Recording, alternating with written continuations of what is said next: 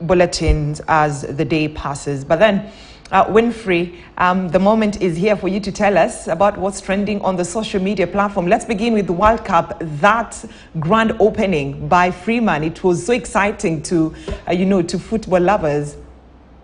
Morning, Brenda. Indeed, the World Cup began yesterday, and of course, there was so many conversations around it, from the 30-minute introduction ceremony that was performed by Morgan Freeman, a veteran film personality in the world. So it really excited fans, and apart from that, we have Qatar trending since yesterday. It's very open that Qatar has created history in two ways. First of all, it's the first country in the Middle East to host this global football event organized by FIFA, and then it is the first country to host World Cup that has lost its opening match. So it is trending on both sides, both positively and negatively. And of course, we'll see Qatar will face will now go forward to face Senegal, and Ecuador will face Netherlands on November 25th. So now we'll see how it will progress. But just as to add on what my colleague Jeff Mugire from the Sports Desk has said, it's very tough for Qatar. They did not play the World Cup rightfully. It's because by the virtue of them hosting, they had to be part of the 32 teams. So we'll just see how that will pan out. Of course, we'll be giving you more updates on the World Cup. And in other news, GMO is still forming part of our discussions.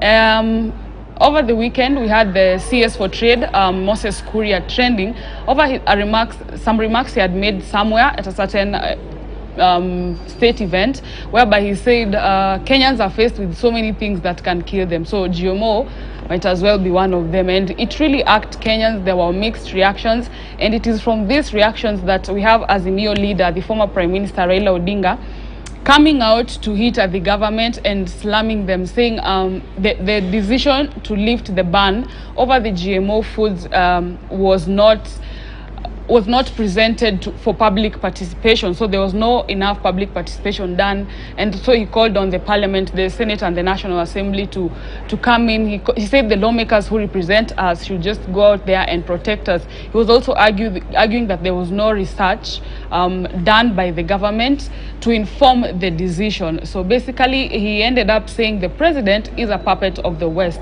And so we're going to see, it turns out that this GMO is going to form part of our political discussions probably this week. People it is very clear people are going to chip in, because we also had Miguna chip in on the same over the weekend, where he did not agree with the government. He said that was a very reckless decision.